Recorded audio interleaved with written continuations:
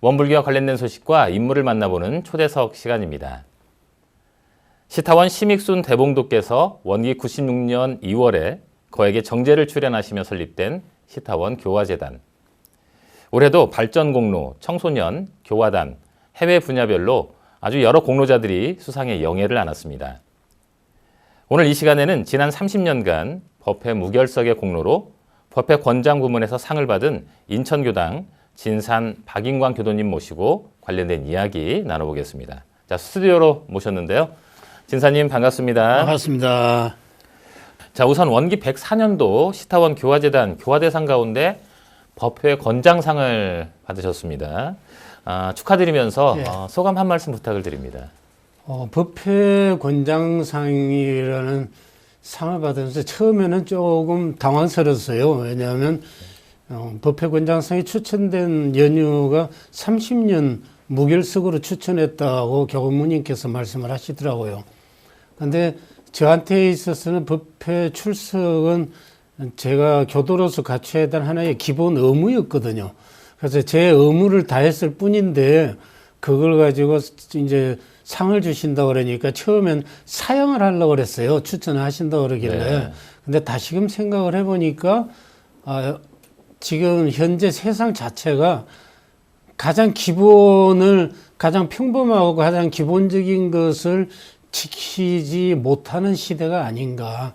가정에서도 가장 기본이 가족과의 우애와 네. 부모님께 효도하고 이런 가장 기본이 무너지고 있는 시대고 교당에서도 이 법회 출석이라는 가장 기본적인 의무가 조금은 좀 소홀해지는 그런 경향이 있지 않나 싶어가지고 쑥스럽지만 네. 예, 추천을 받았고 상을 받게 되었습니다. 무엇보다도 상을 받게 돼서 고맙고 감사하죠. 네. 예. 사실 우리 예전에 어렸을 적에 지금은 초등학교로 갑니다. 예. 아마 우리 진사님과 제 세대 때는 국민학교라고 했을 국민학교 텐데 그랬죠. 6학년 마치고 나면 예. 졸업식 때 이렇게 6년 개근상 이렇게 예, 받는 예. 친구들 선생님께서 그런 말씀을 하시는 기억이 예. 나요. 성적 우수상도 있고 여러 가지 상이 있지만 6년 개근상이 가장 큰 상이라고 했던 말이 지금 생각해 보면 가장 기본이 되지만 또 그게 가장 중요한 게 아닌가 하는 생각이 드는데 말씀하신 것처럼 이 긴 시간 동안 한 번도 빠지지 않고 법회 예. 출석하셨다는 거 정말 박수받아 마땅한 일이라고 저도 생각을 합니다. 다시 한번 축하드리고요. 예. 자, 오늘은 교당과 법회 이야기를 주로 나누게 될 것 같은데 그래서 우리 교도님께서 교당과 인연이 된 이야기도 좀 들어보고 이 본격적인 이야기를 이어갔으면 합니다. 일단 원불교와 어떻게 인연이 되신 겁니까? 제가 처음에 원불교를 알게 된 거는 초등학교 5학년 때인가 아마 그 정도 됐을 거예요. 그때 어머니가 경남 통영교당의 교도로 법회를 다니셨어요. 네. 그래서 어머니 따라 법회를 간 건 아니고 네. 이제 어쩌다가 작은 아버지가 열반하셔갖고 천도제를 어머니가 교당에서 천도제를 지내시면 따라서 몇 번 가본 적도 있고 이제 법회가 인연이 된 거는 이제 14살에부터 인천에서 지내게 됐는데 어머니가 인천에 오셔가지고 그래도 법회를 보고 싶어가지고 그때 이제 아버지가 사업 실패했으니까 생활이 엄청나게 힘들었습니다. 그래서 그 힘든 가운데에서도 이제 수소문 끝에 교당을 찾아가셨다고 그래요. 네. 그래갖고 교당을 다녔는데 우리 어머니가 원불교를 다니니까 우리는 원불교 다니는 사람의 아들이다는 의식이 있었어요. 의식이 있었다가 이제 군대 생활 끝나고 네. 제가 25살에 육군 만기 제대를 했는데 어머니가 나 따라서 교당을 갈지 않을래? 그러시더라고요. 근데 제가 원불교 오기 전에 군대 제대하기 전에 군대 생활까지 한 4년 동안 기도 생활을 했었어요. 네. 그때 원불교 교무님께서 설교 시간에 그런 말씀을 하세요. 그게 지금 생각하니까 교육품 사장 법문이었어요. 저 이런 상을 내역을 말하면 사언이 되고 네. 사언은 천지부모 동포 법률은인데 사언의 내역을 말하면 우주 만유에 존재하는 삼라만상 전체가 다 이 사언이다. 네. 이런 설교를 해요. 네. 근데 그때 제가 충격을 받았어요. 이 세상은 나한테 원망을 주는 세상이 아니고 은혜의 세상이다. 그런 설교를 하는데 뭔가 북받쳐오려는 게 있었어요. 그래가지고 네. 내가 이 원불교에서 이 법을 떠나지 않는다면 내 삶은 바뀔 수 있겠구나 하는 확신이 들었어요. 네. 그때 이제 제가 깨달았죠. 제가 이제 4년을 제 나름대로는 기도 생활이었으니까 대상이 없는 기도 생활을 했지만은 내 기도가 이루어졌구나. 그런 확신이 있었어요. 네. 그래서 이제 그때서부터 교당을 다니기 시작했었습니다. 첫 번째 그 어렸을 때 그 법회를 지금도 그 설법 내용을 기억하시는 거 보니까 그만큼 인생에 아주 큰 감동과 변혁점을 만든 예. 계기가 되지 않았을까라는 생각도 또 들게 되네요. 어쨌든 이렇게 하셔서 이 30년 넘게 법회 무결색의 정성을 인정받으시면서 또 법회 권장상에 영예를 안으셨는데 사실 그동안 법회 빠지지 말고 한번 잘 나가보자 라고 이렇게 다짐을 하셨던 계기도 혹시 있을까요? 제가 입교를 하고 한 1년, 네. 1년이 안 될 겁니다. 한 6개월 정도 교당을 다니다가 그 당시에 중동 건설붐이 일어나가지고 제가 사우디아라비아에서 근무를 했었어요. 네. 사우디아라비아에서 근무를 하는데 동지들하고 무지하게 덥잖아요. 네. 여름 날씨가 50도가 넘는 더위라 이제 12시부터 오후 2시까지는 일을 못하고 네. 쉬게 돼요. 네. 쉬게 돼가지고 둘러 앉아서 동료들하고 이제 얘기를 하다가 종교 이야기를 하게 됐어요. 그래서 기독교 얘기, 불교 얘기 뭐 이런 네. 이야기들 하는데 너는 무슨 종교를 다니냐? 그래서 제가 나는 원불교 교도다 이렇게 얘기를 했어요. 네. 근데 원불교 교도면 이제 물어보잖아요. 원불교는 뭐 어떤 종교냐? 불교하고 같냐? 네. 뭐 이렇게 물어보기도 하고. 그래서 처음에는 대답을 했어요. 원불교는 불교하고는 좀 다르다. 네. 부처님이 없고 이런 상이 있다. 네. 뭐 이런 상이 뭐냐? 이제 설명을 하는데 좀 뜨끔거리지만 어쨌든 설명은 했어요. 네. 근데 계속 질문을 하는데 대답을 할 수가 없었어요. 그래서 제가 이제 어머니께 편지를 썼어요. 이제 내가 여기서 공부를 좀 해야겠으니까 기본 책을 좀 보내줬으면 좋겠다. 네. 이래갖고 어머니가 이제 그 당시에 나온 정산종사님의 법문집이 한이치에가 네. 나왔어요. 그거하고 원불교 교전 한 권하고 네. 이렇게 두 권을 보내주셨어요. 그걸 보면서 그 책을 읽으면서 공부를 하고 또 지금은 이제 그 원불교 생활을 하게 됐으니까 심고 네. 알게 됐죠. 그래서 네. 심고 생활을 계속 했습니다. 그러면서 법신볼 사하님을 찾을 줄 알게 되고 사하님께 원하는 것이 새로운 인생을 살겠다는 게 아니고 제가 새로운 인생을 찾았으니까 이제 앞으로는 원불교에서 좀 더 공부를 하고 싶고 원불교 생활을 좀 더 깊이 할 수 있는 기회를 주십사는 그런 신고를 드렸어요. 네. 그러다가 귀국한 것이 원기 68년도에 귀국을 했습니다. 네. 그래서 원기 68년도에 귀국을 해가지고 그때부터 이제 법회 무료석을 하게 됐는데 공부를 하기로 하니까 제일 먼저 이제 알게 되는 것이 교도로서의 업무잖아요. 네. 교도 사정 업무. 교도로서의 업무가 지금은 교도 사정 업무가 법회 출석이라고 되어 있습니다. 근데 네. 그 당시에는 네. 법회 출석이 아니고 법규 준수라고 그러졌어요. 네. 그러니까 원불교에 있는 모든 법규를 지켜나가야 되는 것이 교도로서의 업무였습니다. 네. 그래서 그 법회 출석은 제가 지켜야 되는 하나의 의무가 됐고 그다음에 제가 기도를 했던 내용이 이루어졌고 또 원불교 와서 이제 확신을 갖게 됐는데 네.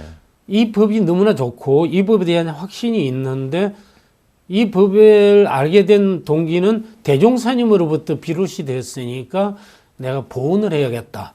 그러면 대종사님께 보온을 하려면 가장 기본적으로 내가 파랑고 일체생령을 네. 광대무량한 낙원으로 인도하고자 하면 네. 그 동기니라 그러셨거든요. 네. 얼마나 포부가 크시면 일체생령을 인도하고자 하고 회상을 여셨대요. 네. 우리 대한민국뿐만이 아니고 그러니까요. 일체생령이라고 모르는 사람도 하셨는데, 아니고 예, 이제 생명을. 정말로 네. 포부가 크시거든요. 네. 근데 자신 있게 회상을 내놓으시고 우리들을 믿고 한 것이 아닌가. 왜냐하면 제가 공부를 하면서 12년 교화단법을 알게 되니까 한 스승의 가르침으로 9사람에게만 공력을 들이면 고르고 빠른 훈련법이라고 네. 그러셨거든요.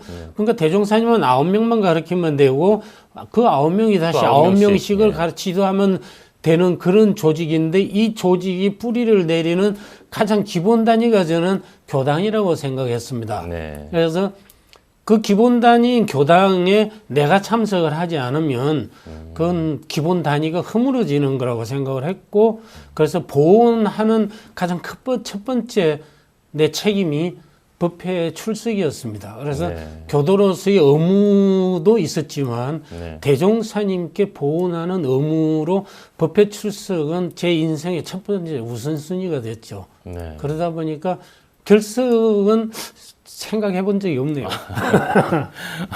이 말씀을 듣다 보니까 자꾸만 이제 저도 이제 반성이 되는데 그래요. 하지만 그런 생각을 안 하셨다고 할지라도 이 일상생활 또 사회생활 하다 보면 예. 이 어쩔 수 없이 뭐 사정이 생겨서 뭐 법회 부득불 못 오게 되는 경우도 생길 수 있고 그러죠. 있지 않습니까? 예, 예. 뭐 몸이 아플 수도 있고 이걸 어떻게 극복하시고 또 이런 거에 대한 뭐 관련된 또 생각나시는 뭐 일화라든지 이런 게 있을까요? 제 삶의 최우선 순위가 이제 교당이 됐다 그랬잖아요. 네. 그러니까 유혹이 많았었습니다. 그러니까 사실은. 또 이유도 있을 수 그러니까 있고. 가장 큰 경계는 제가 과거에 이제 조그맣게 하던 사업이 네. 이제 바다에서 고기 잡는 철로 쇠로 된 어선들 수리 사업을 했었어요. 네. 그러다 보면 이 배들이 바다 위에서 풍랑이 치면 배들끼리 부딪혀가지고 파손이 됩니다. 네. 그러면 이제 그 배들이 항구로 들어와서 수리하기도 하는데 가끔은 급할 때는 저희들이 출장을 나가서 현장에서 수리를 하거든요. 근데 어느 날 무전이 와가지고 출장을 나가는데 뭐 혼자 사장 혼자서 나가가지고 뭐 한 하루나 이틀 정도 하면 된다고 그래요. 네. 그래서 그때 나갔던 것이 수요일 날 제가 출발을 했었는데 그래서 수요일 밤에 이제 현장에 도착을 했습니다. 바다에 도착을 해가지고 배를 보니까 도저히 혼자서 뭐 하루 이틀이 끝날 건 아니고 한 두세 명 정도가 같이 합력을 해서 뭐 한 며칠 동안 작업을 해야 끝날 정도로 크게 파손이 돼 있었어요. 네. 그게 너무 당황스럽더라고요. 근데 왜냐하면 그때 제가 법회 사회를 보고 있을 때예요. 그러니까 제 혼자서 법회 사회를 진행을 할 때라 교당에 아무 연락도 안 하고 그냥 간단하게 생각하고 나왔는데 네. 도저히 이거는 법회 시간까지 못 가겠다.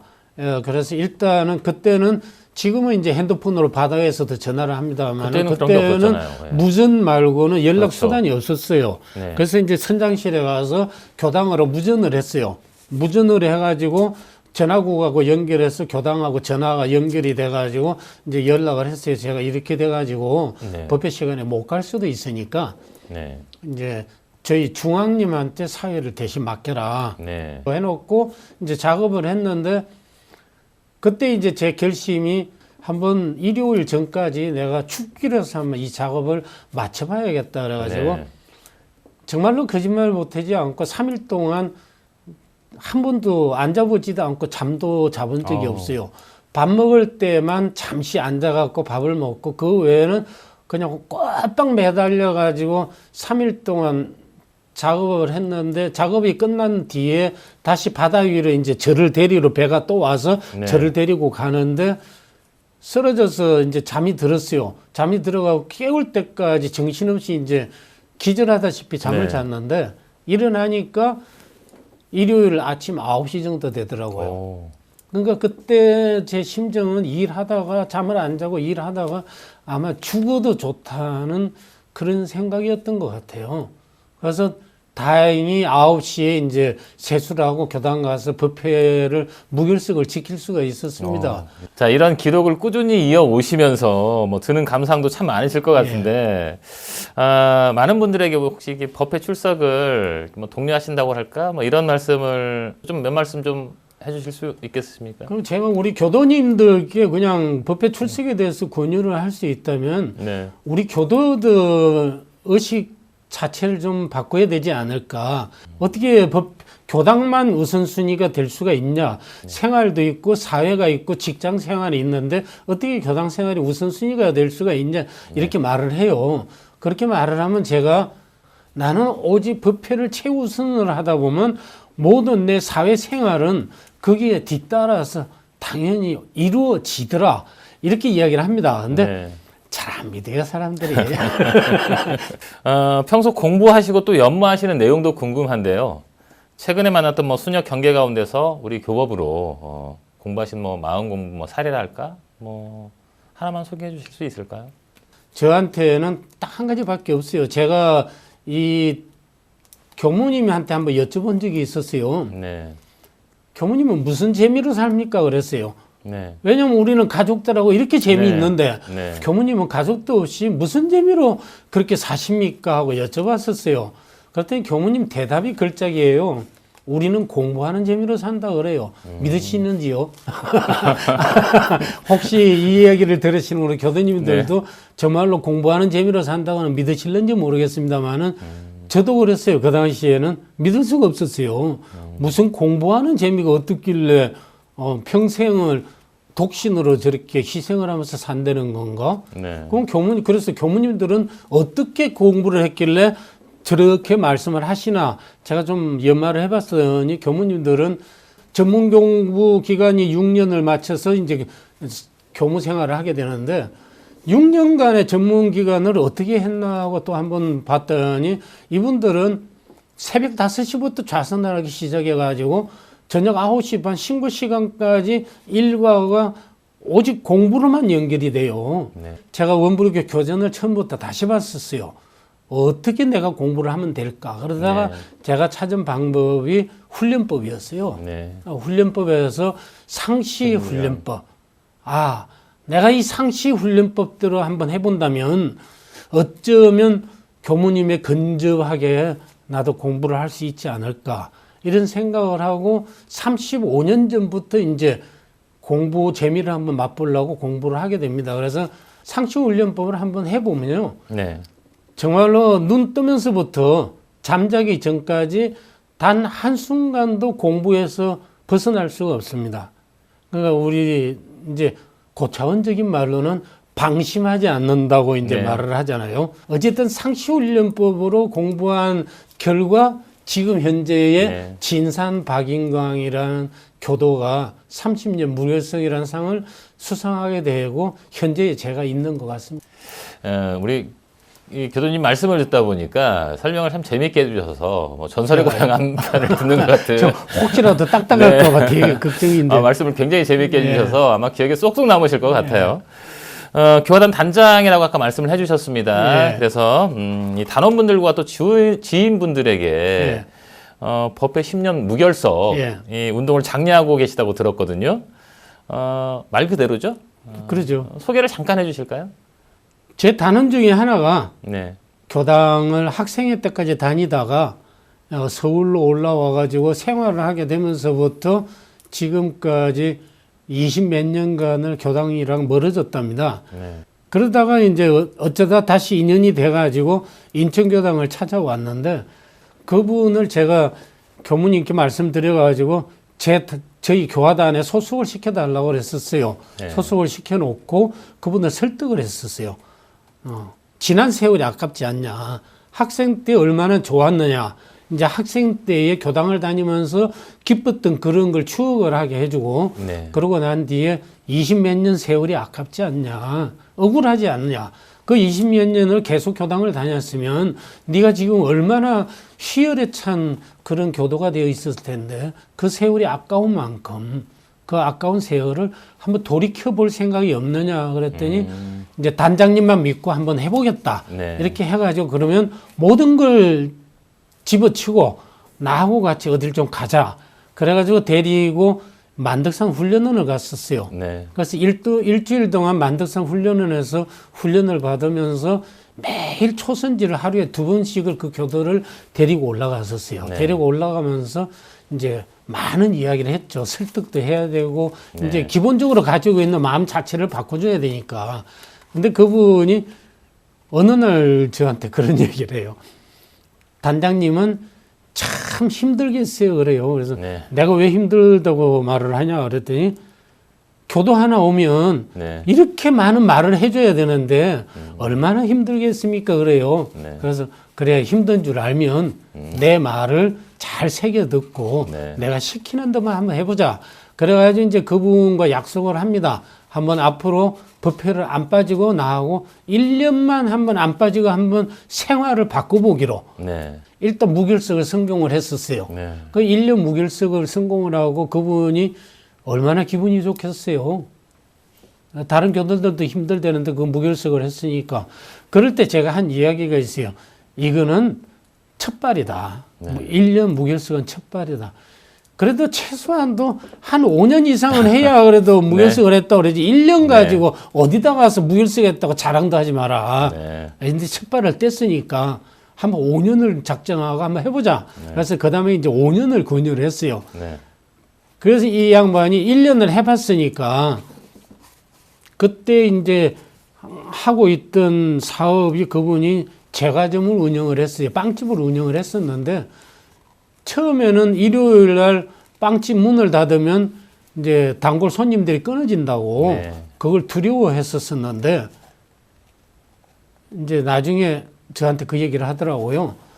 일요일 날 문을 열고 장사를 하고 또 문을 닫고 부페를 보고 비교를 해봤더니 수입이 별로 차이가 안 나더랍니다. 네. 그 달에.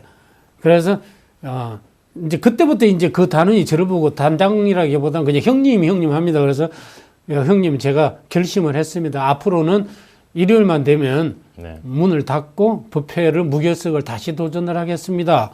이러고 이제 그분이 5년 무결석을 달성을 했었어요. 그때 제가 그랬어요. 대산종사님께서 10년을 해야 내 스스로가 나한테 자부심을 느끼고 스스로가 알게 되고 20년을 하면 주위가 알게 되고 30년을 해야 세상에서 알게 된다. 네. 근데 너는 이제 5년을 달성했으니까 네 스스로도 언제 변할는지 너도 자신할 수 없잖냐. 네. 정말로 자신하려면 10년은 일단 작정해놓고 무결석을 하고 나 이제 떳떳하다 한번 그렇게 네. 얘기할 수 있도록 형하고 한번 10년을 해보자. 그런 식으로 권유도 합니다만은 저희 인처교당에서 한 30년 전부터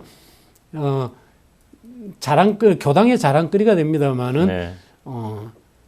법회 무결석이 연말 시상식 중에 가장 큰 시상으로 했었어요. 네. 그것도 다른 교당은 제쳐놓고 네. 오직 인천교당에서만 법회 무결석을 하신 분만 이제 대상을 시상을 했었어요. 물론 이제 그러면 다른 교당 법회는 법회가 아니냐 그러겠지만 다른 교당에서 법회를 보신 분은 네. 대상은 아닐지라도 네. 따로 이제 삼관왕상이라고 그래가지고 법회 무결석과 또 상시일기 또 법문 사경 이 세 가지를 합쳐가지고 삼관왕상이라는 걸 줘요. 네. 그러면 다른 교당에서 법회를 보신 분은 이 삼관왕에 속하고 오직 인천교당 법회를 무결석한 분은 대상이라고 그 연말 시상을 했었어요. 네. 그러면 이제 주위에서 다 이 대상을 받기 위해서 상에 대한 욕심도 있지만 어찌됐든 누군가는 시발이 돼야 되고 누군가는 권장이 돼야 되니까 그 권장 역할을 제가 했다고 그러면 좀 아니, 충분히 좀 하신 뭐 겁니다. 그런 좀 쑥스러운 맛이 있겠으면 예. 어쨌든 음으로 양으로 우리 예. 법동지님들이 그런 삶을 할 수 있도록 앞장서서 네. 무결석을 했다고도 볼 수 있겠네요. 네. 사실 뭐 동료는 하시지만 이걸 또 따라주지 않으시면 또 그러죠. 이게 하기 힘든 건데 예. 앞에서 잘 끌어주시고 또 그 이끌림이 또 잘 따라와 주셔서 이 인천교당의 이 분위기가 또 말씀하시는 중에서 또 아주 돈독하다는 게 또 느껴지거든요. 자, 오늘 긴 시간 동안 말씀 잘 들었습니다. 항상 건강하십시오. 오늘 말씀 고맙습니다. 예, 감사합니다.